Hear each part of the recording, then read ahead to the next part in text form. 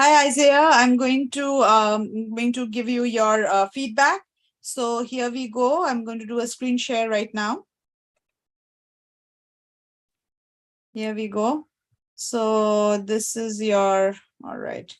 So, all right, 1 second. Okay, here. So intro, sometimes I spend a little too much time thinking, reminiscing of when my shoulder didn't affect my life the way I thought possible. Um, just to think of throwing a ball as far as I can, swinging a bat as hard as I can, or just being able to have the full use of my arm doesn't seem possible anymore. Oh. I miss the days when participating in any activity was easy and caused no pain to my arm and had no consequences the following day. But unfortunately, the easy life didn't last long, and my life was about to change forever. In the beginning of high school, my freshman year, my mom had convinced me to go to a chiropractor to try a new practice rather than just going to a general doctor. They advised me to take 8 months off from all activities involving my shoulder and start physical therapy. Now, I must clarify that if you are dealing with scoliosis or any other medical back issues, then I fully recommend you to go to the chiropractor for help. My childhood best friend was struggling with scoliosis and started with physical therapy and has found great success with this method. It's unnecessary for small issues like knee issues or definitely not your shoulder. The only reason that I was introduced to physical therapy was because of my mom. Would you let someone touch you all over the body and start naming a million things wrong with you just by touch? All of this medical terminology just came name after name, making the situation only sound worse. It seems as if they manipulate you into believing that you need this professional help, otherwise the condition will never be resolved. When going to the going to the chiropractor. So when I first went to the chiropractor, the only thing that I noticed was when I was walking, when walking how overly nice these people were towards my mom compared to all others around, considering she comes there twice a week and has no issues beside a small tennis injury. Then I started thinking expenses, and let me tell you, $200 to $300 bills per visit are not cheap. So in my head, I thought, no wonder they love my mom because she's probably their best customer. At the same time, my goal wasn't to start some whole medical journey. It needed to be a quick fix so I could get back out there and start playing games, basketball. Hearing that it could take 2 months to resolve my shoulder injury immediately caught my attention. However, I jumped into this idea way too fast without understating that would be happening.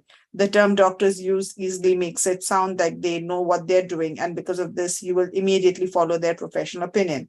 As the native, as the ninth person, I jumped right in because it meant playing baseball, and I was happy. All I was hearing was only positive and good reviews surrounding the chiropractor. So I took the opportunity. In my head, I knew it was wrong. Taking a shortcut through health is never going to be long lasting, and I still longevity, and I still did it.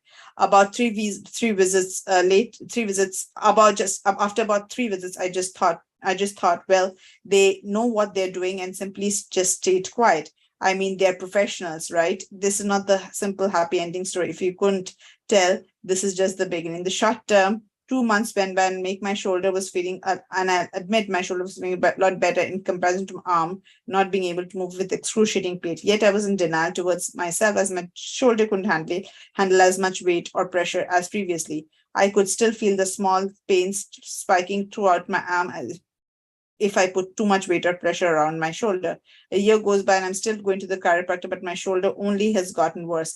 Now I struggle to do everyday things, not just my baseball motions, course training. But after this whole experience, stopped going back to the chiropractor and will never take someone's word when it comes to my body and what I feel is right to me. I let myself go through so much pain just because I let the chiropractors coach me through my healing journey, and believing just because of their degree, they know that what's best. To this day, I still think I could have had some sort of future in baseball if I had done what I knew was right in my head and my body. All right. Okay. So I like your story. It was about, as you mentioned, it was your journey, and not all journeys end happily, such as life. And but the fact that you have as you mentioned, that now that you have a vision, that whatever is your gut feeling, you should go with that, and not and if on a hindsight you feel that you could have continued with baseball had you not gone to the chiropractor. So that was a learning for you. All right, and no changes needed. Just make sure that you fill in those 5 minutes. Yeah, just fill in those 5 minutes well.